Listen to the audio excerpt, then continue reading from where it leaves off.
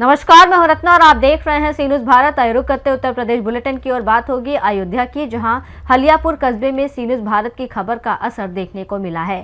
साथ ही बात होगी सुल्तानपुर की, जहां बालचंद पट्टी गांव में बांस गाड़ने के विवाद में बुजुर्ग महिला पर कथित रूप से कुल्हाड़ी से हमला करने का मामला सामने आया है। ऐसी तमाम खबरों पर विस्तार से चर्चा करेंगे।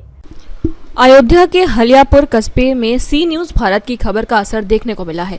नेशनल हाईवे के फुटपाथ पर अवैध अतिक्रमण को लेकर NHAI सक्रिय हो गया है। नेशनल हाईवे 330A के दोनों ओर फुटपाथ पर कब्जा करने वाले दुकानदारों के खिलाफ कार्रवाई की तैयारी शुरू कर दी गई है।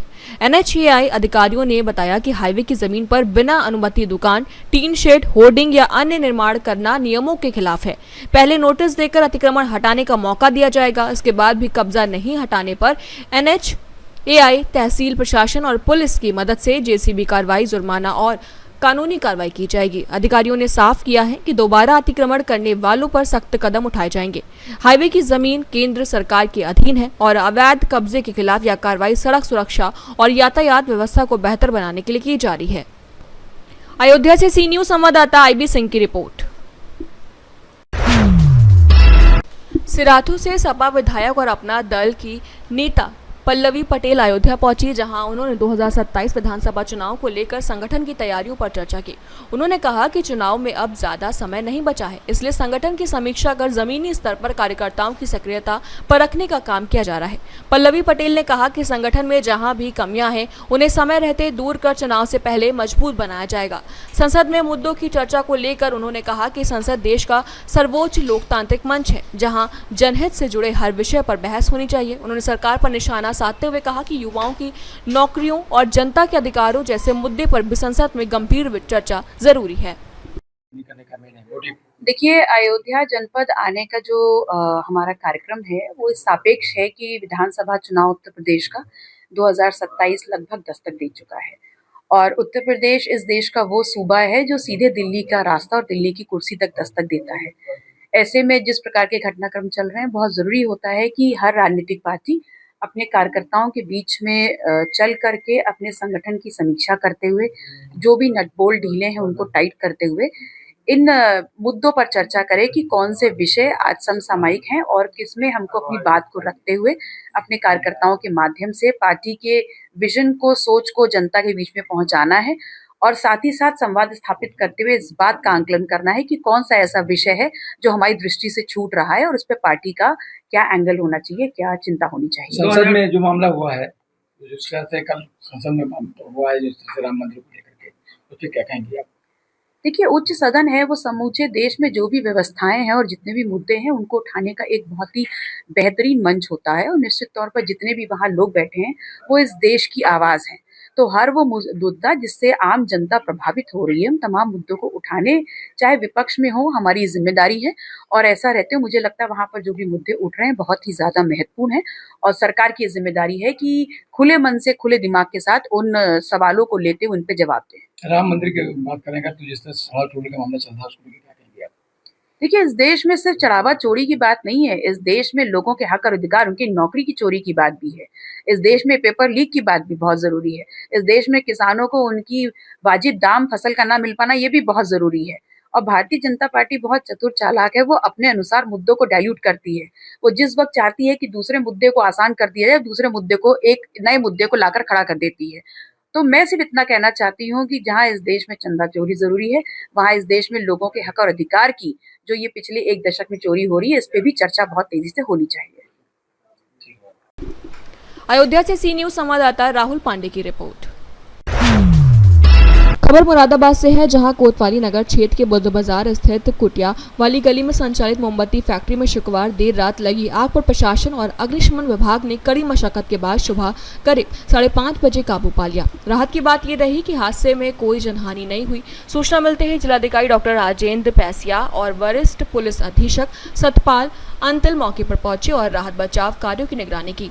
फायर सर्विस, पुलिस और प्रशासन की संयुक्त टीमों ने पूरी रात अभियान चलाकर आग को फैलने से रोका। फिलहाल आग लगने के कारणों की जांच की जा रही है और सुरक्षा के लिए मौके पर टीमें तैनात हैं। पंडित जी क्या शुभ नाम है आपका और ये कौन सी जगह है? हमारा नाम पंडित वसंत वल्लभ चिलकोटी है। हम शिव मंदिर में पूजा करते हैं। मंदिर के बराबर में ये मयूर इंटरनेशनल फैक्ट्री है। इसमें जो है आग लगी तो जो है चौकीदार द्वारा, हमारे मोहल्ले के चौकीदार द्वारा सूचना दी गई कि पंडित जी आग लग गई है। तो उन्होंने, चौकीदार ने भी किवाड़ खटखटाया लेकिन वहाँ पता नहीं चला उनको। फिर हमने जो फैक्ट्री के जो मालिक हैं उनको, अभिषेक अग्रवाल जी को जो है फ़ोन करा। तो फिर उन्होंने भी पुलिस को फ़ोन करा, हमने भी पुलिस फायर ब्रिगेड को फ़ोन करा। तो पुलिस आई लेकिन उधर से भी महाराजा होटल की तरफ से भी आग बुझाई गई और इधर से भी काफ़ी फैक्ट्री को भी काफ़ी नुकसान पहुंचा है, पूरा ही नुकसान पहुंचा है और आसपास के मकानों को भी नुकसान पहुंचा है काफ़ी। क्या जान माल का भी किसी का नुकसान हुआ? हाँ, जान का तो पता नहीं है और माल का तो काफ़ी नुकसान हुआ है फैक्ट्री में पूरी। ये साढ़े 12 बजे करीब है, 12 बजे करीब। मेरे ख्याल कुछ चौकीदार उधर है नहीं है। तो हमने, चौकीदार ने हमें फ़ोन बताया कि मोहल्ले के चौकीदार था। फिर हमने फ़ोन करा और फैक्ट्री के जो मालिक हैं उनको भी फ़ोन करा, पुलिस को भी फ़ोन करा। तो उसके बाद फिर पुलिस आई। अच्छा, आसपास के लोग जो लोग थे घर खाली करके चले? हाँ, आसपास के लोगों पुलिस द्वारा खाली कराया गया है, मकान खाली कराए गए हैं, सिलेंडर हटवाए गए हैं। प्रयास किया जा रहा है। 12 बजे लगी रहा है, 3 घंटे हो गए। 3 घंटे पूरे हो गए। आपको आग कब तक काबू पड़ेगी? अभी कोई पता ही नहीं है, अभी कोई पता नहीं। 2-3 घंटे और लग जाएंगे लग रहा है, सुबह तक ही हो पाएगा। मतलब सारे अधिकारी आए हैं, अधिकारी मुरादाबाद के सब यहाँ पे, सारे अधिकारी यहाँ पर आए हैं। उधर महाराज होटल की तरफ से भी फायर ब्रिगेड की गाड़ियाँ लगी हुई हैं और इधर से भी लगी हैं, पार्कर इंटर कॉलेज की तरफ से भी लगी हुई हैं। हाँ, पूरे मोहल्ले वाले सब सहयोग कर रहे हैं। बस पानी की व्यवस्था, बाल्टी से पानी डाल रहे हैं, सबसे लोग सहयोग कर रहे हैं, सब लोग खड़े हैं। क्या पानी वहाँ तक पहुँच नहीं पा रहा है? क्या वहाँ तक क्या? आग बहुत तेज है, आग पूरी गली छोटी है, यहाँ तो गाड़ियाँ आ नहीं रही हैं। इधर इस साइड से हमारे गली से जो गाड़ी आ नहीं रही है, वाली गली है, यहाँ से गाड़ी आने में बहुत परेशानी है। एक फायर ब्रिगेड आई हुई थी, वो वापस लौट के चली गई। फिर हम बाइक लेके आए, बाइक से आग बुझा रहे हैं। ये सागर सराय कुटिया वाली गली शिव मंदिर के पास में है, GMD रोड।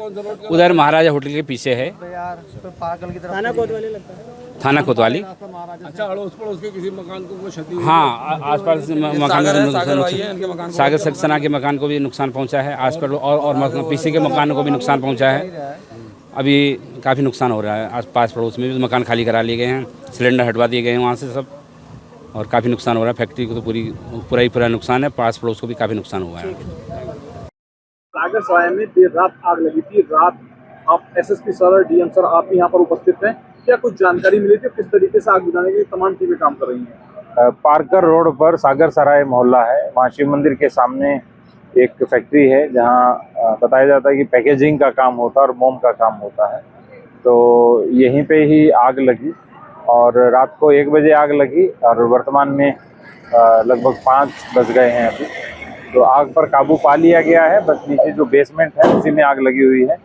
लगातार 4 जो फायर एक्सटिंग्विशर की गाड़ियां हैं वो लगी हुई हैं और मुझे लगता है कि आगे के 2-3 घंटे में आग पूरी तरह बुझ जाएगी। सर, रिहायशी इलाके में भी आपकी टीम और खुद SSP सर, आप ग्राउंड जीरो पर लगातार उपस्थित रहे, कितना चैलेंजिंग रहा, किस तरीके से आपको उठाने के काम किया आप तमाम लोगों ने? देखिए, अभी तो जितनी भी चीज़ें हैं ऐसा लग रहा है कि शॉर्ट सर्किट से आग लगी थी और थोड़ा एरिया कंजेस्टेड था तो समस्या आई, लेकिन सारे लोग समय से पहुंच गए, सब लोग ऑन स्पॉट हैं।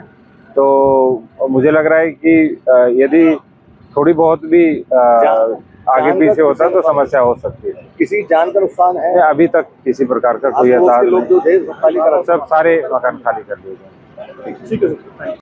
मुरादाबाद से सी न्यूज़ संवाददाता जुनैद खान की रिपोर्ट। प्रतापगढ़ जनपद में यातायात व्यवस्था को और अधिक प्रभावी बनाने के लिए शनिवार को यातायात पुलिस को अत्याधुनिक इनोवा इंटरसेप्टर वाहन उपलब्ध कराया गया। पुलिस अधीक्षक दीपक भूकर ने पुलिस लाइन से हरी झंडी दिखाकर वाहन को रवाना किया। इस अवसर पर अपर पुलिस अधीक्षक आलोक कुमार, क्षेत्राधिकारी यातायात रविंद्र प्रताप सिंह, प्रतिसार निरीक्षक राजीव कुमार राय सहित अन्य अधिकारी मौजूद रहे। इंटरसेप्टर वाहन आधुनिक तकनीकों से लैस है। इसमें लगी स्पीड गन के माध्यम से ओवर स्पीड वाहनों की पहचान कर स्वतः ई चालान किया जा सकेगा। इसके अलावा ब्लैक फिल्म की जांच के लिए विशेष उपकरण तथा शराब पीकर वाहन चलाने वालों की जांच के लिए ब्रीथ एनालाइजर भी लगाया गया है। पुलिस अधीक्षक दीपक भुक्कड़ ने बताया कि इस वाहन की तैनाती राष्ट्रीय एवं राज्य मार्गों के साथ दुर्घटना संभावित स्थानों पर की जाएगी। इससे ओवर स्पीडिंग, शराब पीकर वाहन चलाने और यातायात नियमों के उल्लंघन पर प्रभावी अंकुश लगाने में मदद मिलेगी तथा सड़क दुर्घटनाओं में कमी आएगी। काम करती है और सर क्या लक्ष्य निर्धारित किए गए हैं सर? आज प्रतापगढ़ पुलिस को, जो ट्रैफिक पुलिस है, उसको एक इंटरसेप्टर व्हीकल मिला और उसका आज मेरे द्वारा फ्लैग ऑफ किया गया है। इसमें जो व्हीकल मिला है, इसी में हमारा जो स्पीड गन है वो इसी में इंस्टॉल्ड है। तो ओवर स्पीडिंग के जो चालान हैं वो ऑटोमेटिकली उससे हो जाएंगे। हमारे इंटरसेप्टर को हम कहीं भी डिप्लॉय कर सकते हैं। उसके साथ साथ जो ब्लैक फिल्म है उसको मापने के लिए जो इंस्ट्रूमेंट्स हैं वो भी हैं। ब्रेथ एनालाइजर्स, जो है ड्रंकन ड्राइविंग के जो चालान्स होते हैं उसमें भी वो मदद करेगा। तो ये व्हीकल जो है आज फ्लैग ऑफ मेरे द्वारा किया गया है। सर इसका महीने का कुछ टारगेट भी रहेगा चालान करने का? नहीं, देखिए ऐसा नहीं होता है। वायलेशंस जिसके अकॉर्डिंग होती है उसके अकॉर्डिंग ही लोगों के चालान किए जाते हैं। अगर कोई वायलेशन नहीं करता है तो अननेसेसरली उसका चालान नहीं होता है। तो इसको हम अलग अलग जगहों पे डिप्लॉय करते रहेंगे ताकि ओवर स्पीडिंग की वजह से जो एक्सीडेंट्स होते हैं उनको हम प्रिवेंट कर सकें। सर जो गाड़ियों में ब्लैक फिल्म लगी रहती है सर, उसको कैसे गाइड करेगा सर? देखिए इसमें एक इंस्ट्रूमेंट्स हैं जिससे कि वो जो ब्लैक फिल्म है वो कितना परसेंटेज है उसका ये ऑटोमेटिकली बता देता है। तो ये भी हेल्प करेगा। जो ब्लैक फिल्म के चालान्स होते हैं उसमें भी ये मदद करेगा। प्रतापगढ़ से सी न्यूज संवाददाता रोहित जायसवाल की रिपोर्ट। सुल्तानपुर के कादीपुर तहसील क्षेत्र के लोकनाथपुर बालचंद पट्टी गांव में बांस गाड़ने के विवाद में बुजुर्ग महिला पर कथित रूप से कुल्हाड़ी से हमला करने का मामला सामने आया है। आरोप है कि विवाद के दौरान सिंगानी देवी पर हमला किया गया, जिससे वह गंभीर रूप से घायल होकर बेहोश हो गई। सूचना पर पहुंची डायल 112 पुलिस ने उन्हें सामुदायिक स्वास्थ्य केंद्र दोस्तपुर पहुंचाया, जहां उनका इलाज किया गया। पीड़िता की तहरीर पर मेडिकल रिपोर्ट के आधार पर पुलिस ने 5 लोगों के खिलाफ मुकदमा दर्ज कर जांच शुरू कर दी है। पुलिस का कहना है कि मामले की निष्पक्ष जांच कर दोषियों के खिलाफ कार्रवाई की जाएगी। क्या नाम है आपका? क्या हुआ था?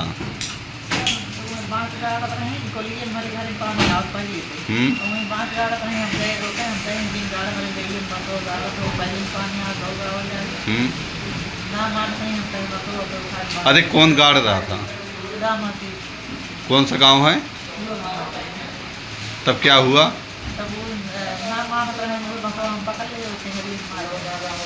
टिंगारी से मारे हैं। कौन मारा है? आपके घर वाले क्या कर रहे थे? अच्छा, अकेले। सुल्तानपुर से सी न्यूज संवाददाता दिनेश ठाकुर की रिपोर्ट। बुलेटिन में फिलहाल इतना ही। देश और दुनिया की तमाम बड़ी खबरों के लिए देखते रहिए सी न्यूज भारत।